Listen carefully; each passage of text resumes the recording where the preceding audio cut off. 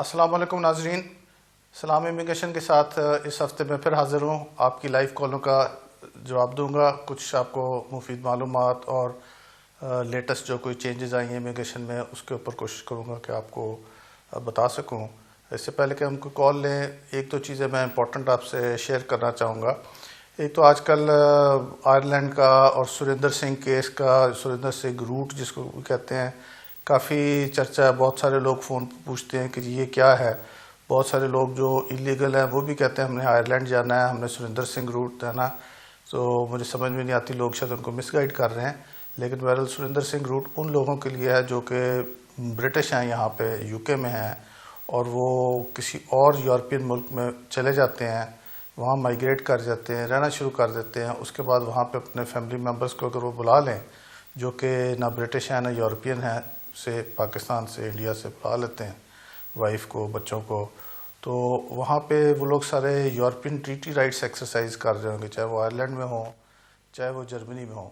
उसके बाद अगर किसी वजह से ये लोग वापस ब्रिटेन आने का इरादा करें तो जो मेन एप्लीकेंट है वो तो ब्रिटिश है ही, लेकिन वो समझा जाएगा कि वो यूरोपियन राइट्स एक्सरसाइज कर रहा था, ट्रीटी राइट्स एक्सरसाइज कर रहा था जर्मनी में या आयरलैंड में या जहाँ भी। तो इसलिए उसके जो फैमिली मेम्बर्स हैं उनको भी यही समझा जाएगा they are family members of an EEA, जिस तरह ट्रीटी राइट्स एक्सरसाइजिंग पर्सन।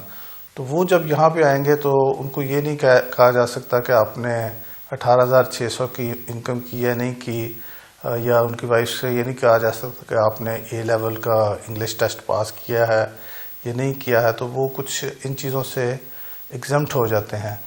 इसके अलावा कुछ लोग जिस तरह एडल्ट डिपेंडेंट रिलेटिव्स होते हैं, जिस तरह पेरेंट्स होते हैं, वालिदैन होते हैं, उनका रूट भी यहाँ पे बड़ा मुश्किल हो गया। बहुत सारे लोग इसकी वजह से इतने डेस्परेट हैं कि वो दूसरे मुल्क में जाके वहाँ बुला लेते हैं यूरोप में अपने पेरेंट्स को, और फिर अगर किसी वजह से उनको दोबारा ब्रिटेन आने का प्रोग्राम बने तो उसमें भी वो रिक्वायरमेंट्स नहीं हैं जो UK के इमिग्रेशन लॉज में हैं। तो इसलिए वो यूरोपियन फैमिली मेम्बर्स के तौर पर जब यहाँ पर आते हैं तो फिर वो केयर रिक्वायरमेंट्स और वो सारी दूसरी चीज़ें जो हैं वो उन पर लागू नहीं होती। तो इसलिए ये कुछ लोग इसको मिसयूज़ भी कर रहे हैं। होम ऑफिस भी इसके ऊपर काफ़ी एक्टिवली सोच रहा है कि हम क्या करें, they can do very little about it. लेकिन उन्होंने पिछले साल जनवरी यानी 2014 में उन्होंने कुछ तब्दीलियाँ की थी यूरोपियन जो रेगुलेशंस हैं, EEA रेगुलेशंस 2006 में। उसमें उन्होंने कहा था कि अगर कोई बंदा यहाँ से किसी और यूरोपियन मुल्क में जाए और फिर वापस आए तो उसके फैमिली मेम्बर्स को यूरोपियन ट्रीटी राइट्स एक्सरसाइज करने वाली बात तब हम देखेंगे, तब हम मानेंगे। अगर वो बंदा अगर आयरलैंड या जर्मनी या फ्रांस जहाँ भी गया वहाँ पे वाकई वो माइग्रेट कर गया, उसका अपना सेंटर ऑफ लाइफ वहाँ पे मूव कर लिया उसने, उसकी परमानेंट प्लेस ऑफ रेजिडेंस जो है वो भी वहीं पे है, उसने एक कंसिडरेबल लेंथ ऑफ टाइम वहाँ पे गुजारा है। इसकी कोई डेफिनेशन नहीं है कि 6 महीने या 1 साल है या 5 साल है, लेकिन फैक्ट्स के मुताबिक। और प्लस आखिरी जो चीज़ है कि लेवल ऑफ इंटीग्रेशन क्या है, क्या वो वाकई उस मुल्क के बाशिंदे के तौर पे वहाँ रहना शुरू हो गया था या रहता रहा है। तो फिर तो हम समझेंगे कि वाकई ये वहाँ माइग्रेट कर गया था जनरली, और अब किसी वजह से वापस माइग्रेट करके ब्रिटेन आ रहा है। तो इसके फैमिली मेम्बर्स जो हैं उनको हम यूरोपियन ट्रीटी राइट्स की बेस के ऊपर यहाँ पे आने दें, और जो इमिग्रेशन रूल्स 1994 के सख्त कवानीन है जिसमें 18,600 भी है, इंग्लिश लैंग्वेज भी है और पेरेंट्स के लिए केयर रिक्वायरमेंट्स भी है, उनसे सबसे वो एग्जम्प्ट हो जाते हैं। तो इसको चेक करने के लिए ये जो मैंने आपको 4 बातें बताई हैं ये होम ऑफिस ने ऐड की हैं, और एप्लीकेशंस रिफ्यूज़ भी हो सकती हैं। मैं आपको और भी मालूमात दूंगा। एक कॉल ले लेते हैं। जी अस्सलाम वालेकुम। अच्छा सॉरी, मुझे कहा गया कि ब्रेक ले लें, उसके बाद हम कॉल्स लेंगे। Thank you.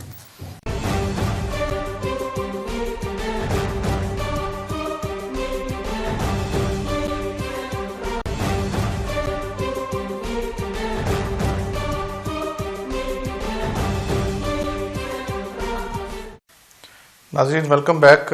आपसे बात हो रही थी सुरेंद्र सिंह रूट और ये जो यूरोपियन फैमिली मेम्बर के तौर पे UK में वापस आने की बात। इस पे मज़ीद अगर कोई सवाल होगा तो जवाब दूंगा। देखते हैं अगर कोई कॉलर है तो पहले कॉल ले लें। जी अस्सलाम वालेकुम। हेलो। एक बड़ा टेक्निकल क्वेश्चन है। जी जी। 10 इयर्स कंप्लीट करने में मुझे कुछ 7 मंथ रहते हैं। ठीक है। तो अभी वीजा मेरा कर्टेल हो गया है। वैसे मेरा वीजा अभी वैलिड था 1.5 साल का और, लेकिन अभी कर्टेल हो गया है। तो जो सर वीजा कर्टेल हुआ है वो अनफेयर डिसीजन है काफी। मेरे पास प्रूफ है हर चीज। जैसे होम ऑफिस कहता है जी कि आप जॉब करते हैं, आपका टैक्स का रिकॉर्ड शो करता है, और टैक्स का रिकॉर्ड मेरे हाथ में है जिसमें लिखा है मैं जॉब करता है नहीं हूँ। तो वो सर वो जुडिशियल रिव्यू में अगर मैं जाऊँ तो मैं विन कर सकता हूँ। लेकिन सर मैं अपने आप को लीगल रखने के लिए साथ FLRFP एप्लीकेशन करना चाह रहा हूँ ताकि मेरा स्टेटस लीगल चलता रहे। ठीक है। तो क्या सर मैं दोनों चीजें कर सकता हूँ? जी, जुडिशियल रिव्यू आपको किसी चीज से नहीं रोकता। जुडिशियल रिव्यू से आपकी लीव भी कंटिन्यू नहीं होती, आपकी सिर्फ लीव कंटिन्यू होती है कि आप विद इन टाइम एप्लीकेशन करें, कोई भी एप्लीकेशन करें, चाहे FLRFP करें। अगर वो रिफ्यूज हो जाए तो उसके साथ आप सिर्फ एडमिनिस्ट्रेटिव रिव्यू ना करें बल्कि आप उसके खिलाफ अपील भी कर दें ताकि आपकी लीव फिर भी कंटिन्यू रहे। 7 महीने आपको मिलने में कोई बड़ा मसला नहीं है अगर आप इसको अच्छे तरीके से टैकल करें। और FLRFP जब करें तो उसके अंदर ह्यूमन राइट्स क्लेम प्रॉपर तरीके से डालें ताकि आपको राइट ऑफ अपील भी मिले। अगर आपको मजीद पूछना है तो बताएं, यही चाहते थे आप? चलो, thank you very much. Next call लेते हैं। हेलो। अस्सलाम वालेकुम। अस्सलाम। मुझे आपसे चेक करना था, मेरी शादी 2009 में जर्मन नेशनल से हुई थी। उसके बाद हम लोग 4 साल से साथ हैं यूके में, और अब वो डिसाइड कर रहे हैं कि वो यूके छोड़ के वापस जर्मनी जाना चाहते हैं। लेकिन उस दौरान में ऐसा हुआ है कि हम दोनों मतलब ऑफ कोर्स अब वो चाहते हैं सेपरेशन लेना, और मेरा रेजिडेंस था दिसंबर तक का, इस साल तक का दिसंबर का। लेकिन वो मुझे सपोर्ट नहीं कर रहे कि मेरे वीजे के कोई डॉक्यूमेंट्स या कुछ उसमें वो मुझे कोई हेल्प करेंगे आफ्टर दिस, मैं मतलब आपको उसका के बाद हल बताता हूँ। आपके अगर फर्ज करें हस्बैंड यहाँ पे काम कर रहे हैं, ड्यूटी राइट्स एक्सरसाइज कर रहे हैं, आपके पास उनकी पे स्लिप्स और बैंक स्टेटमेंट्स अगर हों तो आप वो रख लीजिए और फौरी तौर पे आप डिवोर्स का केस डाल दें। आई एम सॉरी अगर वो आपका मकसद नहीं है मुझे आपको डिवोर्स कराने का, लेकिन अगर सेपरेशन का यही मकसद है तो आप डिवोर्स की कार्रवाई फौरी तौर पे शुरू कर दें, क्योंकि अगर वो चले गए तो फिर उसके बाद आपके पास कुछ ऑप्शन नहीं रह जाती। अगर उनके होते हुए यहाँ पे डिवोर्स हो जाए और डिक्री एब्सोल्यूट आने तक वो यहीं रहें और काम करते रहें तो फिर आपको या तो 5 साल वैसे ही हो जाएंगे, परमानेंट रेजिडेंस की एंटाइटलमेंट बन जाएगी, तो या फिर 5 साल नहीं होंगे तो आपको राइट्स ऑफ रिटेन्ड रेजिडेंस जो है वो मिल जाएगा। तो उसके बाद फिर आप बकाया जो थोड़ा सा टाइम रहता होगा 5 साल पूरे करने में, वो आप उनके बगैर भी पूरे कर सकते हैं, शादी के बगैर भी हो सकता है, वो चले भी जाए कोई फ़र्क नहीं पड़ता। आपकी कॉल का शुक्रिया जी। अगली कॉल लेते हैं। हेलो जी, अस्सलाम वालेकुम जी। वालेकुम जी, मेरा नाम फैसल है। मेरा क्वेश्चन ये है कि मेरी मिसेज 2003 में आई थी। मैं डच नेशनल हूँ और मेरी बच्ची 1 साल की थी तब। माशाल्लाह मेरे 3 बच्चे हैं। सिर्फ मैंने अपनी बच्ची के बारे में ये पूछना है कि मेरी मिसेज के पास ब्रिटिश नेशनैलिटी हो गई है, ब्रिटिश पासपोर्ट मिल गया है, लेकिन मेरी बच्ची के पास जो है डच पासपोर्ट है। मैंने अपनी नेशनैलिटी उसको दिलवाई हुई थी, तो मैं अब चाहता हूँ कि ब्रिटिश पासपोर्ट ले ले, तो उसका लिए क्या प्रोसीजर होगा? आपकी बच्ची यहाँ पैदा हुई थी? नहीं, वो पाकिस्तान में हुई थी, बाकी 2 बच्चे यहाँ पैदा हुए। ठीक है। जो लेकिन मैंने पासपोर्ट उनको जी डच ही दिलवाई थी जब मैं आया था, मेरे थ्रू उनको डच ही मिली थी। ठीक है। तो ये जो आपके एक बच्चा है जो कि नहीं है अपना ब्रिटिश, तो ये अपनी मदर की बेस के ऊपर अप्लाई कर सकता है, इसको डिस्क्रिशनरी बेसिस के ऊपर फिर भी मिल सकती है। और दूसरा ये है कि अगर वो ट्रीटी राइट्स एक्सरसाइज कर रहा है आपकी वजह से, तो ये दोनों तरफ से उसको हो सकता है। अगर कोई बंदा डच हो और उसके बच्चे यहाँ पे ट्रीटी राइट्स एक्सरसाइज करें, बीइंग ए फैमिली मेम्बर अगर आप काम करते हो, तो 5 साल में जिस तरह परमानेंट रेजिडेंस ऑटोमेटिक होती है, 6 साल में नेशनैलिटी की एलिजिबिलिटी बन जाती है। तो वो 6 साल पूरे करने के बाद वो वैसे भी नेशनैलिटी की एप्लीकेशन डाल सकते हैं, यानी उसमें परमानेंट रेजिडेंस और नेशनैलिटी दोनों इकट्ठे अप्लाई कर सकते हैं। तो इस बेस पे भी उनको नेशनैलिटी मिल सकती है, लेकिन उसकी नेशनैलिटी को कहेंगे registration as a British citizen, उसमें नेचुरलाइजेशन नहीं होती, उसमें registration as a British citizen होती है। आपकी कॉल का शुक्रिया जी। अगली कॉल लेते हैं। हेलो वालेकुम। अस्सलाम। मैंने ये पता करना था कि हम टियर 2 पे आए थे 2010 में, हमने गलती से चाइल्ड बेनिफिट क्लेम कर लिया था, बट हाउएवर सेम ईयर 2010 में हमने HMRC को बता के उनको बता दिया था कि जी एंटाइटलमेंट नहीं है तो आप वापस ले लें, और हमने सारे पैसे भी उनको वापस कर दिए। उसके बाद हमने टियर 2 की 2 दफा एक्सटेंशन ली, उसमें ये डिक्लेयर कर दिया कि जी हमने गलती से ये क्लेम किए थे लेकिन वापस कर दिया, हमें एक्सटेंशन पे कभी कोई प्रॉब्लम नहीं हुआ। उसके बाद हमने ILR अप्लाई किया, हमें सेम डे ILR भी मिल गया। अब न्यूट्रलाइजेशन के लिए अप्लाई करना है तो क्या हमें दोबारा से डिक्लेयर करना पड़ेगा ये चीज? देखिए, जो नेचुरलाइजेशन होती है ना, उसका कोई ताल्लुक नहीं होता कि कोई बंदा बेनिफिट ले रहा है नहीं ले रहा। जिस तरह अब आपके पास इंडेफिनिट लीव टू रिमेन है तो आप बेनिफिट्स अगर लेते हैं तो उसका नेशनलिटी से कोई ताल्लुक नहीं, कोई फ़र्क नहीं पड़ता।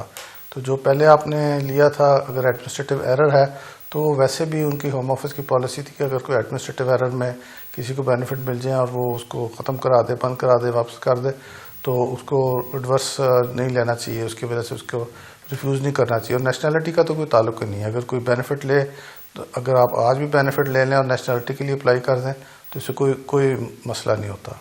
ठीक है, आपकी कॉल का शुक्रिया जी। नेक्स्ट कॉलर लेते हैं। हेलो जी सर। जी पूछिए। जी इमिग्रेशन, इस्लामी इमिग्रेशन। जी आप सवाल कीजिए ना। ओके सर जी, अस्सलाम वालेकुम। वालेकुम जी। मेरा नाम फारूक है, मुझे यहाँ पे अर्से 12 साल से मैं यहाँ पे रह रहा हूँ। मैंने किया था गे का केस, तो बात यह है कि मेरा रिफ्यूज हो चुका 3 दफा।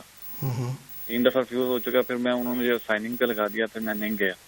तो मुझे बता सकते हैं कि आया कि कभी मैं कोई बुरा वक्त आ जाए, पकड़ा जाऊँ, तो क्या करना चाहिए फॉर द सेफ साइड, या मेरा कुछ हो सकता है कि नहीं हो सकता? आप बता रहे हैं आपको 6-7 साल हो गए यहाँ पे आए हुए? सिर्फ 12 साल सर। सॉरी 12 साल हो गए। हाँ, लॉन्ग रेजिडेंस की बेस के ऊपर आप ह्यूमन राइट्स का केस तो डाल सकते हैं। तो क्योंकि बास्कत ये होता है कि आप कोई चीज़ प्रूफ नहीं कर सकते, तो उसका ये मतलब नहीं होता कि it has been proven otherwise कि नहीं ये सारा झूठ ही था। तो आप कह सकते हैं कि इनफ एविडेंस मैं नहीं दे सका, लेकिन मेरे सर्कमस्टांसेस असल में ऐसे ही हैं। लेकिन मैं चूँकि ये चीज़ ऐसी है कि इसके ऊपर एविडेंस बहुत ज़्यादा हो नहीं सकती, पॉसिबल नहीं है एविडेंस बहुत अच्छी प्रोवाइड करना, तो इस वजह से फेल हुआ था। तो मेरे ह्यूमन राइट्स फिर भी कंसिडर किए जाएँ। 12 साल से तो मैं फिर भी यहाँ रह रहा हूँ। लेकिन यह है कि अगर आप अटेंडेंस नहीं कर रहे, साइनिंग नहीं कर रहे, तो उससे आप कोई भी एप्लीकेशन करेंगे उस पर बुरा असर पड़ता है, क्योंकि they are very tough on that. लेकिन फिर भी आपका ह्यूमन राइट्स की एप्लीकेशन का चांस बनता है। गो का केस बहुत ज़्यादा स्ट्रॉन्ग नहीं होगा, क्योंकि आप इस वक्त डिफ़ॉल्ट में आपके पास right of appeal, second appeal जो भी था वो आपको अवेल करना चाहिए था। वो अगर आपने नहीं किया तो अच्छा नहीं किया, पर ह्यूमन राइट्स पे आप फिर भी अपना चांस ले सकते हैं। आपकी कॉल का शुक्रिया जी। नेक्स्ट कॉल देखते हैं। Hello sir. जी अस्सलाम वालेकुम, पूछिए। वालेकुम सलाम सर। मैं ना गुरविंदर कौर बोल रही हूँ स्पेन से। मेरे पास नेशनलिटी है सर, और मैंने ना अपने हस्बैंड का वीजा अप्लाई किया था यहाँ से मैरिड से। उनका ना वीजा लगा था 6 मंथ का, और हमें पता नहीं था कि वो मेरे साथ आएंगे, अकेले नहीं जा सकते हैं। तो मैंने उनको अकेले भेज दिया, मुझे पता नहीं था। तब एयरपोर्ट में पहुंचे इंग्लैंड, तो उन्होंने क्वेश्चन किया कि आपकी वाइफ कहाँ है। बोल दिया कि मेरी वाइफ तो स्पेन में है, उसकी हॉलीडे ना कैंसिल हो गई है, वो नेक्स्ट वीक आएगी। उन्होंने मुझे कॉल किया और मैंने बोला कि मैं नेक्स्ट वीक आ रही हूँ। तो वो बोले ठीक है, लेकिन आपका हस्बैंड वापस आ रहा है, वो अकेला नहीं आ सकता। मैंने बोला ओके। उन्होंने ना बाद में क्वेश्चन इनको किया कि तू यहाँ पे पहले आ चुका है कि नहीं। ये नर्वस हो गए, कहने लगे कि नहीं। उन्होंने इसका वीजा कैंसिल कर दिया, क्योंकि ये पहले वहाँ पे रह चुके थे। अब इनका वीजा दोबारा से अप्लाई करूँ, क्या कर सकते हैं? नहीं देखें, अगर आप इधर आ जाएं और फिर उसके बाद आप फैमिली परमिट के लिए अप्लाई करके उनको बुला लें, दूसरा ये तरीका हो सकता है सेफ, कि उनके पास वीज़ा होगा as a family member of European national, फिर तंग नहीं करेंगे, बशर्ते कि आप यहाँ आएँ और आप काम करना शुरू कर दें। यही सेफ तरीका है जी। नेक्स्ट कॉल लेते हैं। हेलो लगता है कॉल ड्रॉप हो गई। अगली कॉल लेते हैं। हेलो जी अस्सलाम वालेकुम। जी वालेकुम सलाम जी। मैंने एक क्वेश्चन करना था जी कि मैं अभी स्पाउस वीजे पे हूँ, तो जो है ना पहले 2.5 ईयर का तो इसी साल एंड में फिनिश हो रहा है जनवरी में। तो अभी जो है वो 18,600 इनकम नहीं है, क्योंकि मैं भी काम कोई नहीं कर रहा, मेरी वाइफ भी कोई नहीं कर रही, तो 2 बच्चे भी मेरी हैं, वो बेटी है, तो मुझे एक्सटेंशन लेनी है, वो मैं किस तरह ले सकता हूँ?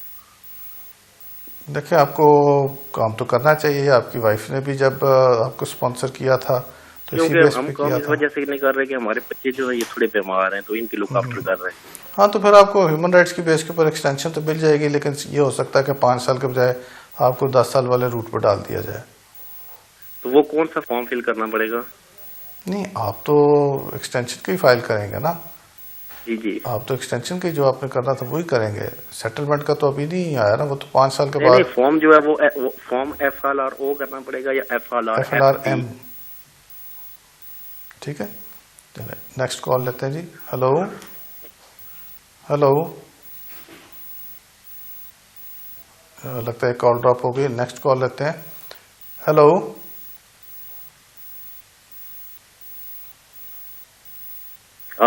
हेलो जी। सर, एक अपना केस के उसमें मालूम करना है। मैंने अपनी एप्लीकेशन दी हुई है होम ऑफिस। जरा थोड़ा सा ऊंचा बोलिए। हाँ जी, क्या एप्लीकेशन दी है? ILR के लिए मेरी एप्लीकेशन होम ऑफिस में है, और वहाँ से उन लोगों का जवाब आया है कि मेरी जो लास्ट ईयर जो है HM रेवेन्यू ने मुझे अरेस्ट किया था, उसके बाद जो है वो केस खत्म हो गया था, लेकिन वो इन्वेस्टिगेशन में बात चली गई थी। और होम ऑफिस वाले कह रहे हैं कि तुम्हारी जो क्रिमिनल प्रोसिक्यूशन चल रही है, उन्होंने भी इस बेस पर मेरा वीजा रोका हुआ है। हाँ, तो वो उसको डेफर कर देते हैं ना, पेंडिंग रख देते हैं जब तक वो हो नहीं जाता। लेकिन वो तो HM वाले तो कह रहे हैं कि उसमें 10 साल भी लग सकते हैं, इन्वेस्टिगेशन कर रहे हैं, बाकी केस खत्म हो चुका है। नहीं, तो फिर इन्वेस्टिगेशन किस बात की कर रहे हैं? यही तो वो जवाब ही नहीं दे रहे हैं, कह रहे हैं कि हम इन्वेस्टिगेशन करते हैं, फ्यूचर में अगर कुछ होता है।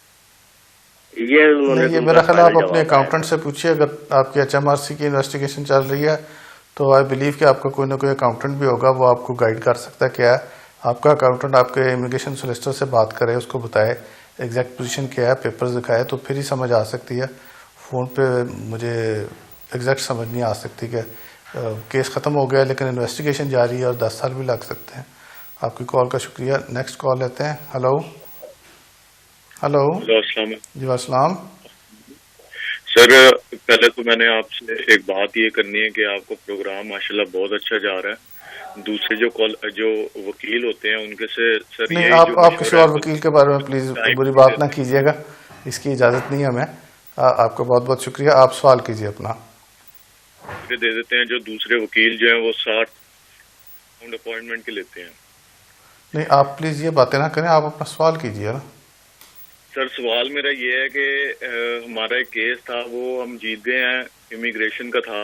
तो अभी एक मंथ और 2 वीक हो गए हैं, मगर अभी इमिग्रेशन की तरफ से हमें कोई लेटर या कोई हमें वो वीजा वगैरह नहीं आया। तो सर वो क्या प्रोसेस है उसका? क्या हमें उनसे कांटेक्ट करना पड़ेगा या हम बस वेट करें उनकी कॉल? नहीं, आप कांटेक्ट तो कर सकते हैं, लेकिन ये एक हकीकत है कि 3-3 महीने बल्कि बाज़ का 6-6 महीने भी लग रहे हैं लोगों के इम्प्लीमेंटेशन में।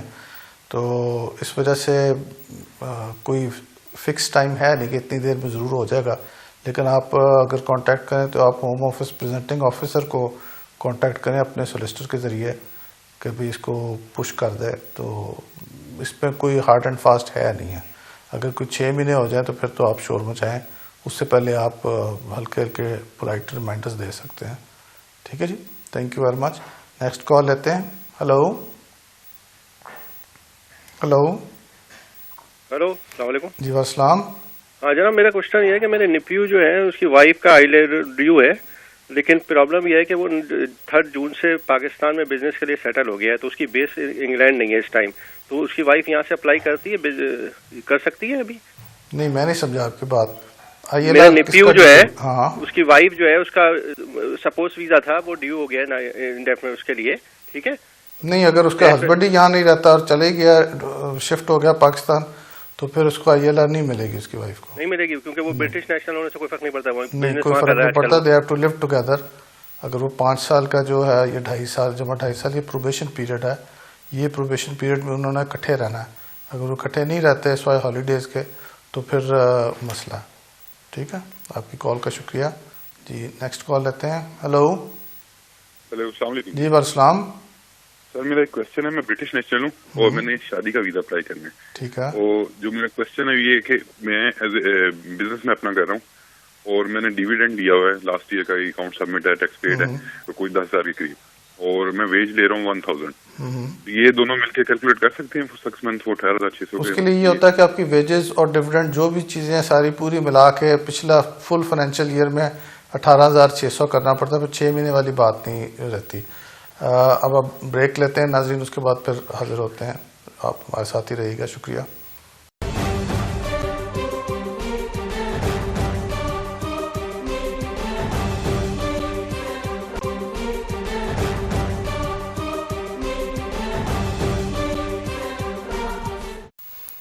जी नाज़रीन, खुश आमदीद एक दफ़ा फिर। देखते हैं नेक्स्ट कॉलर कौन है, आपके कॉलर के जो आप करते हैं। जी अस्सलाम वालेकुम, जी फरमाइए। जी वालेकुम अस्सलाम। मेरा नाम एहतिशाम है। मैंने बेसिकली अप्लाई करना था अपनी स्पाउस के लिए वीज़ा, और मुझे ये पता करना था कि उसके लिए क्या रिक्वायरमेंट्स है। अगर मेरी एक जॉब जो है वो इनफ नहीं है 18,600 के लिए, तो क्या मैं दूसरी जॉब जो है उसको साथ लगा के वो अप्लाई कर सकता हूँ, और उसके लिए कितने मंथ्स की आपको सैलरी स्लिप की जरूरत होती है, और इसके अलावा और क्या डॉक्यूमेंट्स रिक्वायर है? देखिए, अगर आपकी सैलरी कम है आप दूसरी जॉब कर सकते हैं, लेकिन वो भी 6 महीने के लिए जॉब कम से कम होनी चाहिए, उसके बाद दोनों को टोटल करना है। बाकी जो डॉक्यूमेंट्स की रिक्वायरमेंट है वो पूरी लिस्ट तो मैं फ़ोन पे आपको नहीं बता सकता, इतना टाइम नहीं है और लोगों के साथ भी इंसाफ करना है। तो लेकिन मेनली ये होता है कि आपने अकोमोडेशन, मेंटेनेंस, जेन्युइन मैरिज, ये चीज़ें शो करनी होती हैं। आपकी कॉल का शुक्रिया जी। नेक्स्ट कॉल लेते हैं। हेलो हेलो, ये लगता है कॉल ड्रॉप हो गई। हेलो अस्सलाम वालेकुम। जी वालेकुम। हेलो जी जी। सर क्वेश्चन ये है कि मैंने अभी नेशनलाइजेशन के लिए अप्लाई किया है अप्रैल में, तकरीबन 4.5-5 महीने हो गए, और अभी तक रिजल्ट तो नहीं आया, लेकिन मुझे पासपोर्ट चाहिए था वापस। तो क्या मैं उनको सिर्फ पासपोर्ट के लिए कह सकता हूँ कि मुझे लिखते हैं? जी बिल्कुल, वो आपको पासपोर्ट वापस कर सकते हैं। बेशक एप्लीकेशन पे वो जितना टाइम लेना चाहिए ले लें, लेकिन पासपोर्ट अगर मैं रिक्वेस्ट करूँ उनको, तो क्या वो मुझे पासपोर्ट ट्रैवल करने के लिए वापस कर सकते हैं? जी कर सकते हैं, लेकिन वैसे ट्रैवल करना एडवाइजेबल नहीं है। जिस दिन आप अप्लाई करें उस दिन भी आपको यहाँ पे होना चाहिए, जिस दिन डिसीजन हो उस दिन भी आपको यहीं पे होना चाहिए, क्योंकि ये रेजिडेंस रिक्वायरमेंट से कंटिन्यूइंग चीज़ है, तो वो आप उसको ख़राब ना कीजिए। मेरा ख्याल है 4.5 महीने हो गए हैं, तो शायद चंद हफ्तों में हो सकता है आ ही जाए। कोई फिक्स टाइम नहीं है, कभी जल्दी हो जाता है, कभी लेट हो जाता है, रश पड़ जाता है तो लेट होना शुरू हो जाता है। तो आप, मेरा ख्याल है, थोड़ा सा मज़ीद सब्र कीजिए। है, thank you very much. Next call लेते हैं। हेलो अस्सलाम वालेकुम। अस्सलाम। मेरे पास इस वक्त ILR है और नवंबर में मैंने अपनी नेचुरलाइजेशन अप्लाई करनी है। मैं स्टूडेंट वीजे पे आया था और फुल टाइम जॉब करता रहा, उसके बाद Tier 1 जनरल पे आके मैंने अपने 10 साल पूरे किए। तो अब जो नेचुरलाइजेशन का जो नया फॉर्म है उसमें एम्प्लॉयमेंट के हवाले से जो क्वेश्चंस हैं उसका मैं क्या करूं? नहीं, अगर आप फुल टाइम जॉब करते रहे, ब्रीच करते रहे इमिग्रेशन रूल्स को, तो वो आजकल नेचुरलाइजेशन में बहुत सख्त हो गए। मार्च से गाइडेंसेस जो चेंज हुई हैं वो बहुत सख्त हो गई हैं। आपको ब्रीच ऑफ रूल्स की वजह से वो कहेंगे आप 5 साल ठहर जाएं, आपने ब्रीच किया इमिग्रेशन रूल्स को। तो बहरहाल जो इन्फॉर्मेशन वो मांग रहे हैं वो तो आपको देनी पड़ेगी, तो उसके कॉन्सिक्वेंसेस यही होते हैं। आपकी कॉल का शुक्रिया जी। नेक्स्ट कॉल लेते हैं। हेलो हेलो जी जी जी फरमाइए। अस्सलाम वालेकुम सर। जी वालेकुम, फरमाइए। सर मैंने लास्ट ईयर जो है ना सितंबर में मैंने किया था अप्लाई ILR के लिए, तो अभी 11 माह गुजर गया, मेरा कोई जवाब नहीं वापस है। उन्होंने कुछ डॉक्यूमेंट्स मांगे थे, वो मैंने उनको प्रोवाइड कर दिए थे, और काफ़ी चीज़ जो और भी कुछ चीज़ें मांगी थी वो भी मैंने उनको भेज दी हुई हैं। आखिरी दफ़ा कब आपका रब्ता हुआ उनसे? कोई 5-6 महीने पहले हुआ था। जब डॉक्यूमेंट्स आपने आखिरी दफ़ा दिए 5-6 महीने उसको भी हो गए हैं? जी जी। तो फिर आप अपने सोलिसिटर के जरिए वहाँ पे एक रिमाइंडर भेजें ना, क्योंकि नॉर्मली 6 महीने के बाद तो आपको पीछे पड़ जाना चाहिए उनके। ठीक है थैंक यू जी। नेक्स्ट कॉल लेते हैं। हेलो हेलो हेलो जी, फरमाइए। अस्सलाम वालेकुम। जी वालेकुम सलाम, फरमाइए। सर मेरा क्वेश्चन ये है कि मेरा ना एक ब्रिटिश बच्चा 10 साल का, मैंने ना उसके बेस पे जमरानो बेस पे केस किया था 2012 में। तो उन्होंने ना उससे ना इनकार कर दिया था, मेरा वो थ्रू नहीं हुआ था। फिर ये कुछ जो बीच में अरसा था, यानी साल डेट, मैं थोड़ी डॉक्यूमेंटेशन कंप्लीट नहीं थी, लॉ सेंटर वाले थे तो उन्होंने कहा था कि डॉक्यूमेंट्स लेके आओ, ये करो वो करो। मैंने उन्हें डॉक्यूमेंट्स प्रोवाइड किए थे। अभी मैं अगेन प्रेग्नेंट हूँ, तो ये भी बच्चा ब्रिटिश ही है क्योंकि इनके फादर ब्रिटिश हैं। तो मेरा अगेंस्ट जम्बरानो ही बेस पे होगा या मुझे दोबारा से कुछ नया प्रोसेस करना मुझे लगता है कि कुछ गड़बड़ है। अगर फर्ज करें आपके हस्बैंड भी यहाँ पे हैं तो फिर वो जिम्बरानो वाली बात तो नहीं होगी कि आप अगर चले जाएं तो आपके हस्बैंड भी बच्चे को संभाल सकते थे 10 साल वाले को, क्योंकि अगर आपका दूसरा बच्चा हो रहा है तो ज़ाहिर है आपके खामद यही होंगे ना। तो इसलिए आप लगता है गलत रूट अडॉप्ट कर रहे हैं। अगर आपके हस्बैंड ब्रिटिश हैं, बच्चे भी ब्रिटिश हैं, तो फिर आपको तो वैसे ही ह्यूमन राइट्स की बेस पे भी मिल जाना चाहिए, बच्चों की बेस पे भी मिल जाना चाहिए, स्पाउस की बेस पे भी मिल जाना चाहिए। आपको जमरानों की तो ज़रूरत नहीं। जमरानों में तो तब होता है कि अगर आपको निकाल दिया जाए मुल्क से तो आपका बच्चा जो है वो यहाँ पे रह नहीं सकता, उसको भी मजबूरन जाना पड़ेगा मुल्क से, और वो ब्रिटिश सिटीज़न है। ये तो गलत है कि उसको निकाल दिया जाए। लेकिन अगर उसका बच्चे का बाप यहाँ पे है तो फिर सिचुएशन चेंज हो जाती है। फिर साबित करना पड़ेगा कि बाप क्यों नहीं बच्चे का ख्याल रख सकता, बच्चे को ज़बरदस्ती मजबूरन जाना पड़ेगा। आपके अगर एक बच्चा ब्रिटिश है, दूसरा भी ब्रिटिश होने वाला है, आपको जमरानों की ज़रूरत नहीं है। आपकी कॉल का शुक्रिया जी। नेक्स्ट कॉल की तरफ जाते हैं। हेलो वालेकुम। एक्चुअली मैं स्पाउस वीजे पे आया था यहाँ 2009 में, तो मेरी एक कन्विक्शन हो गई थी यहाँ पर। तो उसकी वजह से जब मैंने ILR के लिए अप्लाई किया, उन्होंने 3 साल की मेरे को डिक्शनरी लीव दे दी। दूसरी बार फिर 3 साल की दे दी। जब पहली बार उन्होंने लेटर भेजा था कि जब आपकी कन्विक्शन 7 साल हो जाएगी तो आप ILR के लिए एलिजिबल होंगे। लेकिन अभी जब दोबारा उन्होंने एक्सटेंशन भी उसके साथ में उन्होंने लिखा है कि जब 6 ईयर आपके हो जाएंगे अपने डिक्शनरी लीव के रिमेन के लिए, उसके बाद अप्लाई कर सकते हैं। अभी मैं 7 साल वाले के अंडर आता हूँ या 6 ईयर के। लेकिन जो लोग डिस्क्रिशनरी लीव टू रिमेन वाले रूट पे चले जाते हैं उस स्पाउस वीजा पे, तो उससे तो निकल गए ना। तो उनको 6 ईयर्स की जो पॉलिसी है वो पूरी करनी पड़ेगी। डिस्क्रिशनरी लीव टू रिमेन ये 2012 से पहले वाले जो केसेस हैं 9 जुलाई से पहले के, उनके लिए 6 साल है, दूसरों के लिए तो अब 10 साल है। तो आप डिस्क्रिशनरी लीव टू रिमेन में ही अप्लाई करेंगे सेटलमेंट के, आप स्पाउस कैटेगरी से तो आप निकल गए हुए हैं, ठीक है ना। नहीं वो तो सही है। जो अभी उन्होंने लेटर भेजा था साथ में, उन्होंने उसमें लिखा था कि 6 साल आपको डिक्शनरी लीव को ठीक लिखा उन्होंने, तो फिर ILR के लिए एलिजिबल होंगे आप। मैं भी यही अर्ज कर रहा हूँ, आपको 6 साल पूरे करने पड़ेंगे डिस्क्रिशनरी लीव टू रिमेन में, क्योंकि आप उस रूट में अब आ गए हैं, ठीक है। नेक्स्ट कॉल लेते हैं जी। जी अस्सलाम वालेकुम। जी अस्सलाम वालेकुम। जी फरमाइए। जी मुझे यहाँ पे 11 साल हो गए हैं और हमारी एप्लीकेशन में बीच में थोड़ा गैप रहा है। अभी मेरे बेटे की उम्र 7.5 साल हो गई है और मेरी बेटी 5.5 साल की है। बेटा मेरा पाकिस्तान में पैदा हुआ था, वो 2 महीने का था जब यहाँ पे आया था, लेकिन यहाँ पे उसको फिर भी 7.5 साल हो गए हैं। और बेटी यहाँ पे पैदा हुई थी, उसको 5.5 साल हो गए हैं। तो उस बेस के ऊपर हमारी क्या पोजीशन है, हम उनकी बेस पे अप्लाई कर सकते हैं? हमारी अभी वैसे एक एप्लीकेशन पेंडिंग चल रही है जो EU नेशनल के एक्सटेंडेड फैमिली मेंबर की। नहीं, एक्सटेंडेड फैमिली मेंबर आप हो गए हैं? मेरी वाइफ जो है वो जर्मन नेशनल की सिस्टर है, लेकिन उस बेस पर उन्होंने रिफ्यूज किया हुआ। अभी उसकी अपील है सितंबर में। नहीं वो तो खैर बहुत वीक होगी अपील, क्योंकि प्रॉब्लम ये है कि आपकी वाइफ डिपेंडेंट तो नहीं हो सकती ना किसी और की, वो तो आपके ऊपर डिपेंडेंट है। She is leading an independent life, वो मैरिड हैं, बच्चे हैं, वो कैसे कह सकती है कि मैं तो किसी और के साथ समझो डिपेंडेंट हूँ। तो वो तो खैर बिल्कुल ही मेरा ख्याल है उसमें कोई दम नहीं होगा। लेकिन आपकी जो 10 साल वाली चीज़ है उसमें दम होगा, ह्यूमन राइट्स की एप्लीकेशन में दम होगा। आपके जो गैप आप बता रहे हैं वो कितनी देर का गैप था लॉफुल रेजिडेंस में? फ्यू मंथ्स का गैप है। अच्छा, और कोई कंपेलिंग रीजंस अगर हों तो फिर वो भी अवॉइड किया जा सकता है, वो उसके बेस पे भी फिर भी मिल सकता है। तो अगर आप बच्चों की बेस पे अप्लाई हो सकता है? नहीं, मैंने आपसे अर्ज किया ना कि वो बच्चों की बेस पे तो आप फिर जाएंगे ना ह्यूमन राइट्स के ऊपर। आप जो एप्लीकेशन करें, एक इस तरह की एप्लीकेशन करें कि उसमें सेटलमेंट भी हो और आप ह्यूमन राइट्स भी क्लेम करें, ताकि अगर वो रिफ्यूज़ करें तो कंटिन्यूटी की खातिर आपकी वो राइट ऑफ अपील के ज़रिए आप उसको चलाते रहें।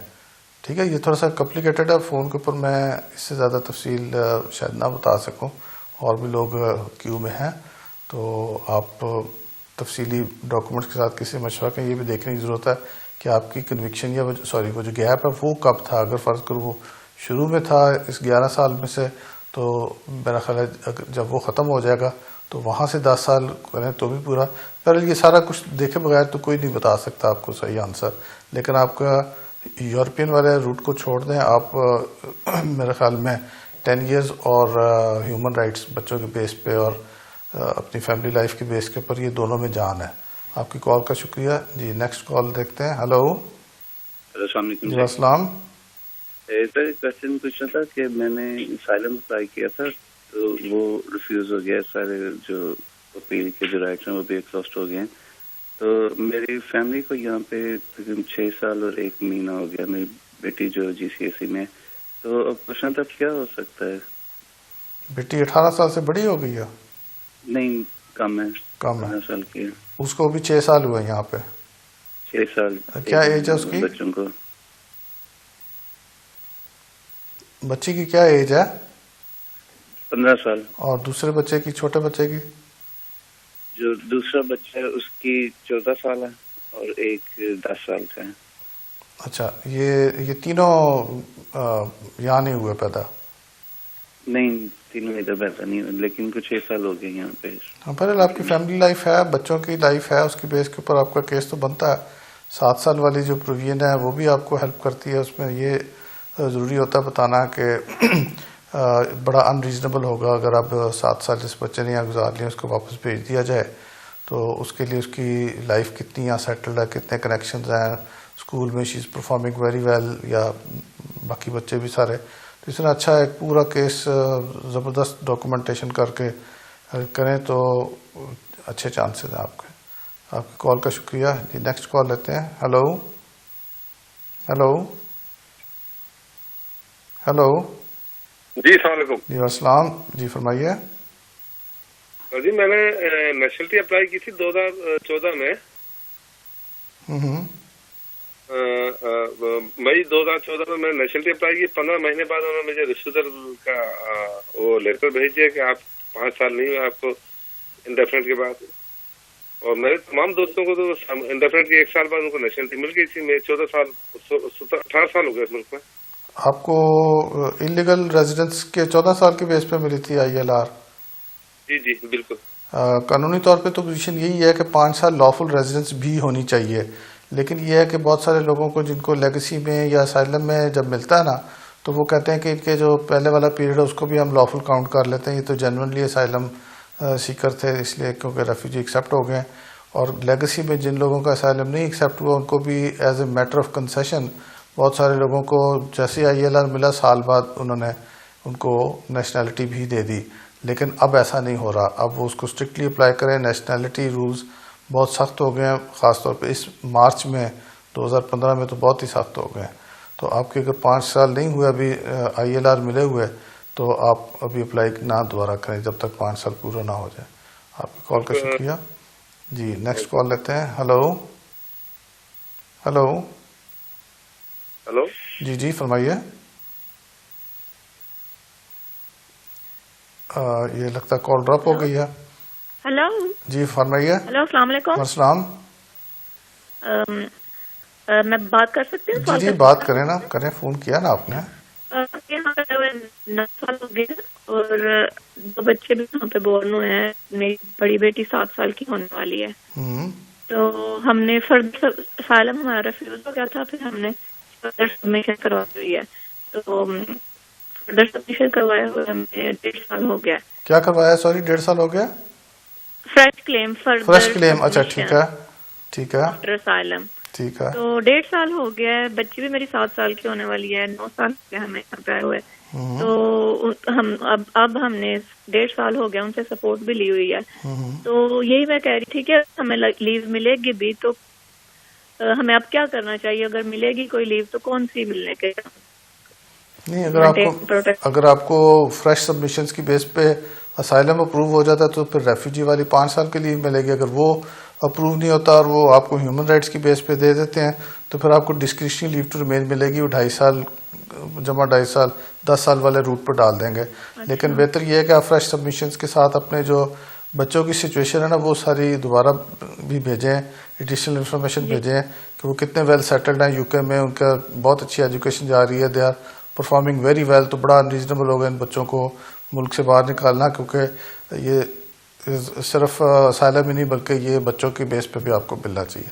आपकी कॉल का शुक्रिया। नाज़रीन, एक छोटी सी ब्रेक लेते हैं, उसके बाद फिर हाजिर होते हैं। हमारे साथ रहिएगा।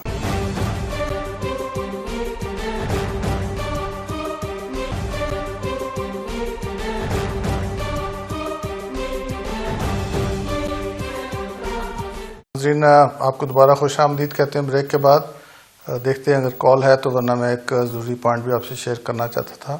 हेलो जी, मैं क्वेश्चन कंटिन्यू करूं? जी जी, करें करें जी। तो हमें यहाँ पे आके जो है ना 2.5 साल हुए हैं और जो है हमने असलम इमिग्रेशन का हमारा केस है। हमने यहाँ पे हम 5 अफराद आए हैं और 3 मेरे बेटे हैं और हमने यहाँ पे पोलियो के लिए मेरा केस है।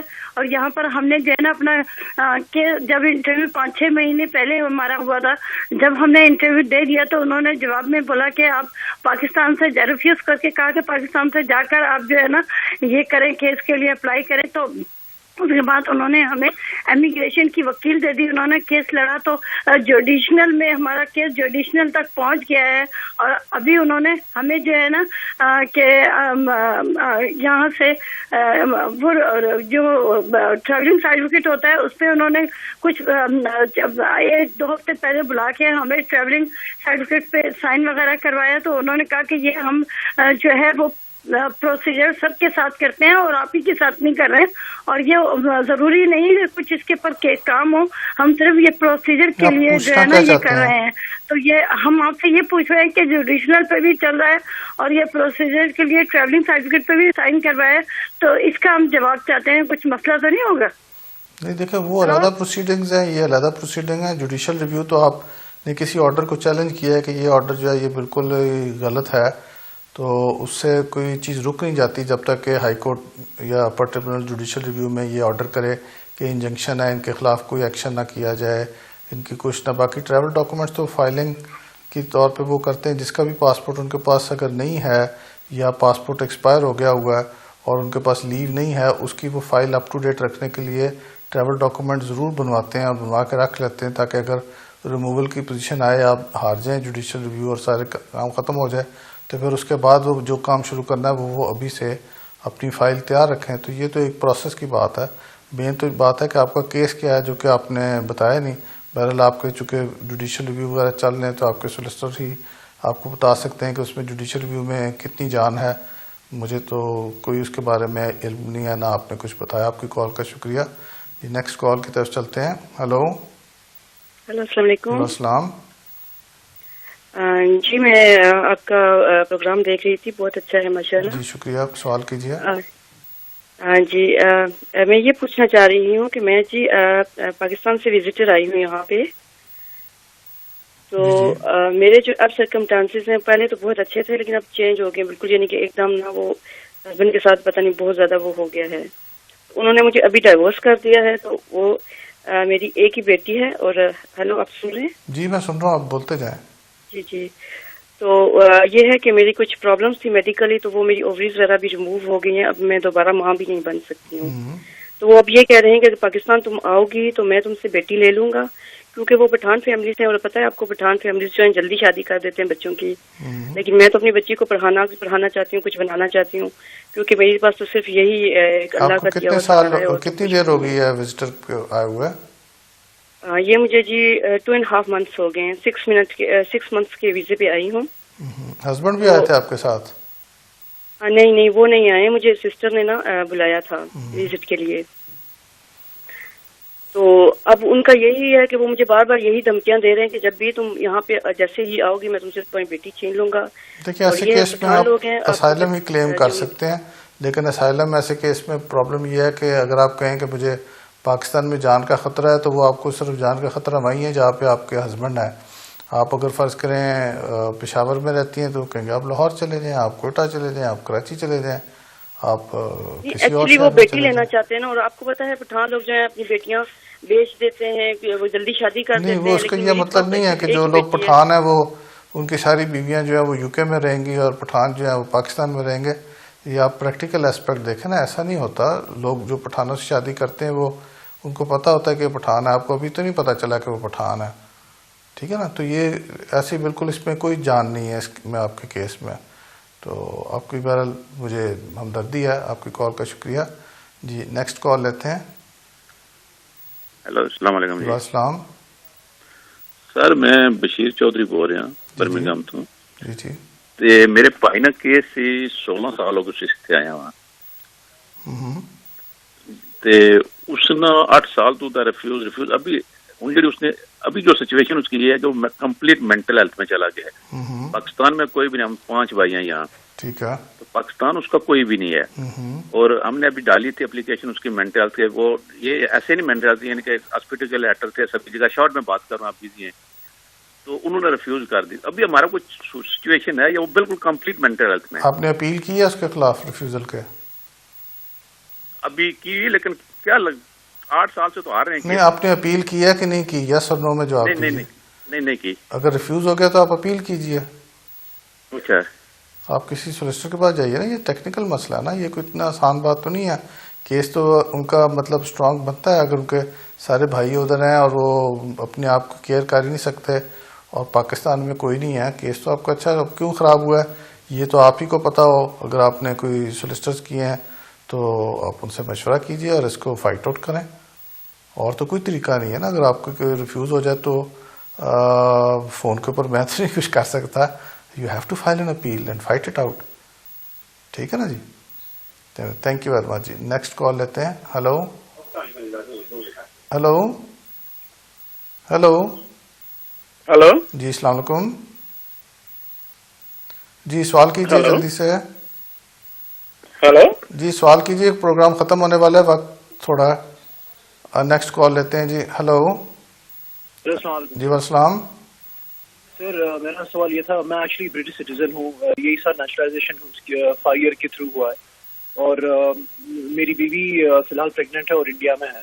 तो पूछना ये था कि अगर बच्चा हम लोग डिसाइड करते हैं कि इंडिया में हो, तो मैंने ये देखा है कि ब्रिटिश सिटीजनशिप के डायरेक्टली अप्लाई करें तो काफी लंबा टाइम लग रहा है, 8, 10, 12 महीने भी लग जा रहे हैं लोगों को ब्रिटिश सिटीजनशिप लेने में। तो राइट टू अबोर्ड के ऑप्शन के बारे में जरा बताएं कि वो ऑप्शन ठीक रहेगा, और मैंने सुना कि प्रोसेस 3 महीने के अंदर हो जाएगा and it will be easy to bring her back here.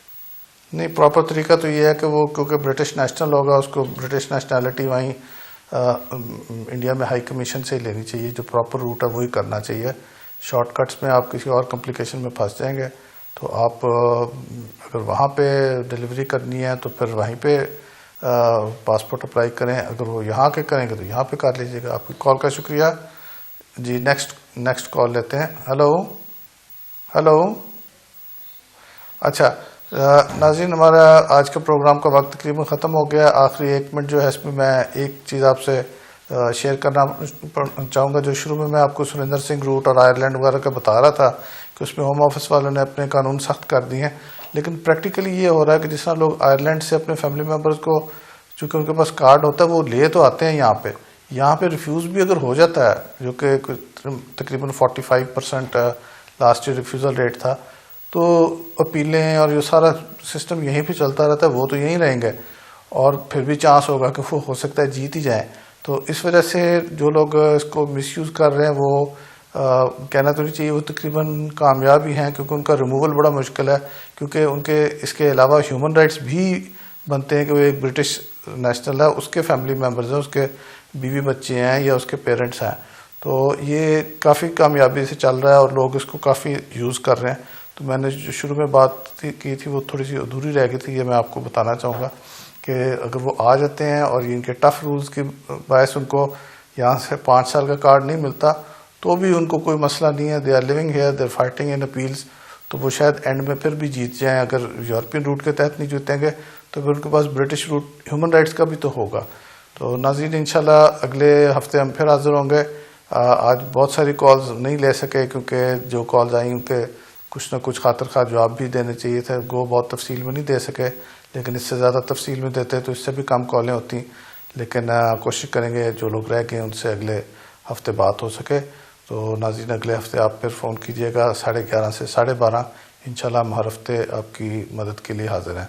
बहुत बहुत शुक्रिया। खुदा हाफ़िज़।